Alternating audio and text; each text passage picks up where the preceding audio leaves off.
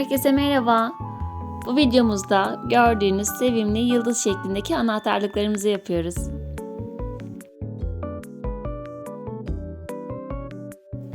Benim elimde bu şekilde inciler vardı. Bunları kullanacağım. Biraz büyük bunlar. İsterseniz küçüklerle de yapabilirsiniz. Daha öncesinde böyle bir çanta örmüştüm o incilerle. Arta kalan incilerimi de böyle arkadaşlarıma, çevreme, sevdiklerime anahtarlık yapıp vermek istedim. Malzemelerimi göstereyim. 25 tane boncuğa ihtiyacımız var. İstediğiniz büyüklükte kullanabilirsiniz. Makasa ihtiyacım var ve misineye ihtiyacım var. Böyle sert kopmayan bir ip kullanmanız gerekiyor. Misine bunun için ideal. Bir de şu şekilde sünen misineler var. Bunlar uygun değil. Bunlarla bileklik yapıyoruz. O yüzden şu sert misinalardan kullanmamız gerekiyor. İlk olarak misinamıza 10 tane boncuk geçirerek başlıyoruz.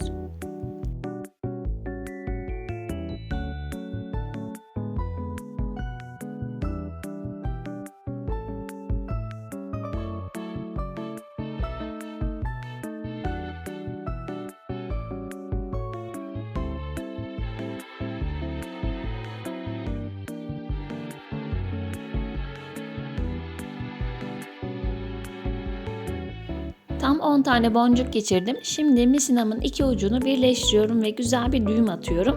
Sıkı sıkı ben 3 tane düğüm attım.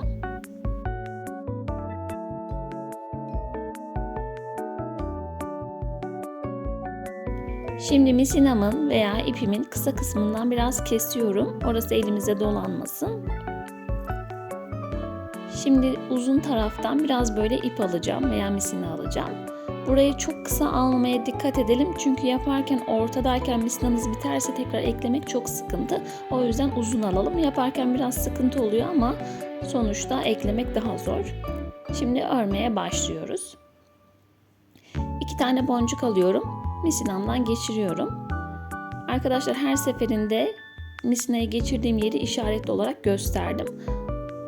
Anlamayanlar için. Şimdi şu şekilde geçirdim. Bir tane boncuk atlayıp diğerine misinamı geçiriyorum.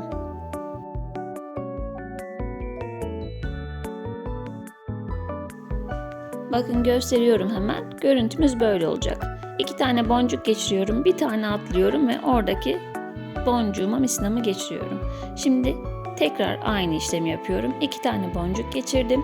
Bakın misinamın olduğu kısım belli zaten.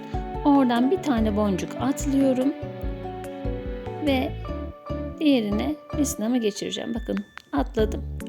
Şuna misinamı geçiriyorum. Bu şekilde 5 tane yapacağız arkadaşlar.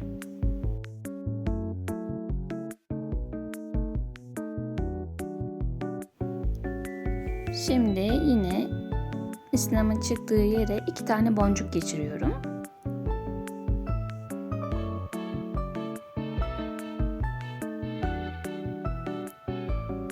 Ve bir tane boncuk atlayıp misinamı takıyorum. Bakın çıktığı yer belli. Bir tane atlıyorum. Diğerine misinamı geçiriyorum. Daha küçük boncuklarla çalışacaksanız burada iğne de kullanabilirsiniz. Benim boncuklarım bayağı büyüktü. O yüzden iğne kullanmaya gerek duymadım. Aynı işlemi tekrarlıyorum. Misinamın olduğu yere 2 tane boncuğumu geçirdim. Bakın şöyle. Misinamın çıktığı yerdeki boncuğu atlayıp bir sonrakine misinamı geçiriyorum. Ve toplamda şimdi 4 tane oldu. Bir tane daha yapacağım. 5 tane olacak. Son kez aynı şeyi gösteriyorum. Bundan sonra zaten daha kolay olacak arkadaşlar. 2 tane boncuğumu geçirdim.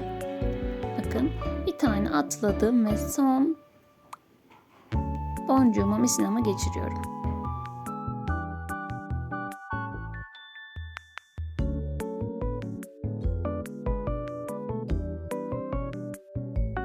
Şimdi misinamı bir üst kısma çıkaracağım. O 2 boncuğun üstüne bir tane tepe yapacağız. Üst kısma çıkarıyorum gösterdiğim şekilde. Bakın. Oraya geçirdim. 2 aşamalı gideceğiz burada. Öncelikle üst tarafa geçirdim. Bazen böyle karışmalar olabiliyor, normaldir.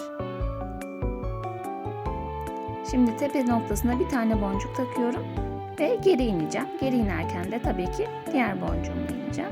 Bakın şimdi diğer boncuğumla misinamı geçirip aşağıya iniyorum. Şimdi misinamı daha da alta indirmem gerekiyor yoksa görünür. O yüzden o boncuğun altındaki boncuk var ya, şu arada kalan, ona da misinamı geçiriyorum. Yaparken aslında bir süre sonra mantığını çok net anlayabiliyorsunuz. İlk başlarda belki karışık gelebilir, o yüzden işaretli olarak göstermeye çalıştım. Bakın alt boncuğuma da geçirdim. Şimdi yine üste çıkacağız. Aynı işlemi tekrarlıyorum. Aslında çok basit. Bakın üste çıktım. Tepe noktasına bir tane boncuk takıyorum. Şimdi geri iniyorum. Diğer boncuğumdan geri iniyorum. Ve bir tık daha alta inmem gerekiyor. Bakın aradaki boncuk belli zaten. Hemen oraya iniyorum şimdi.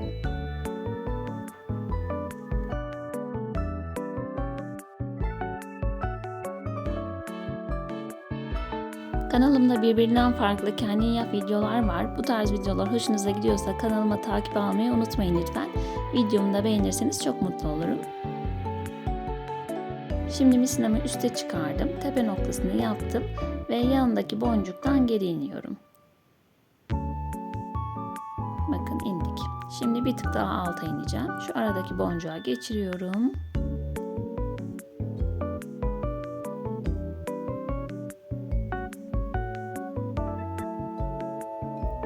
Misinamızı burada sıkmaya gayret edelim. Sıkı sıkı olsun. Boncuklarımız dağınık durmasınlar. Şimdi yine üste çıktım. Tepe noktamı yapıyorum.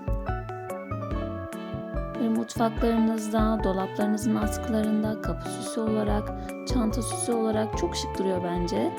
Böyle büyük olmasını da çok sevdim. İri boncuklarla da bence çok tatlı durdu. Küçükle de güzel duruyor. Ahşap boncuklarla da ayrıca çok güzel duruyor mesela. Onları da değerlendirebilirsiniz. Evinizde 25 tane boncuk varsa bunları yapın. Bakın indim ve son tepe noktamı yapacağım. Şimdi yukarıya çıkıyorum. Eliniz alışınca böyle 2-3 dakikada bir tane yıldız yapabiliyorsunuz. Tepe noktamı yaptım. Geri iniyorum şimdi. Ve en alta ineceğim şimdi. Bakın şimdi yine o aradaki misinamı geçirdim ve burada ters çevirdiğim zaman o ilk başta kestiğim misinayı hatırlıyor musunuz, iki ucu? O aslında tam buraya denk geliyor. Şimdi burayı güzelce sıkarak düğüm atıyorum.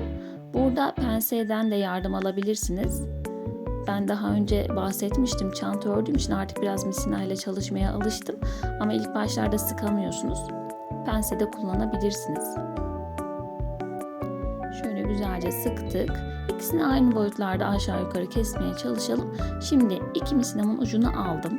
Ortadaki düğümü saklamak için misinalarımı en yakın boncuğun içinden geçiriyorum. Ve düğümün onun içinde, boncuğun içinde kalmasını sağlıyorum. Bu şekilde hem görüntü olarak güzel oluyor hem de misinamızın tekrar o düğümünün açılmasını engelliyoruz. Evet, yıldızımız hazır.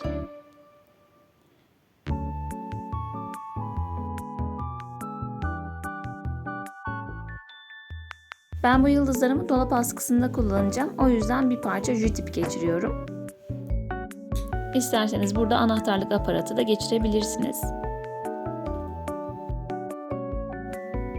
Evet, ipimi bağlıyorum ve yıldızım hazır. Videomu beğendiyseniz beğeni tıklamayı unutmayın lütfen. Başka videolarda görüşmek üzere. Hoşça kalın.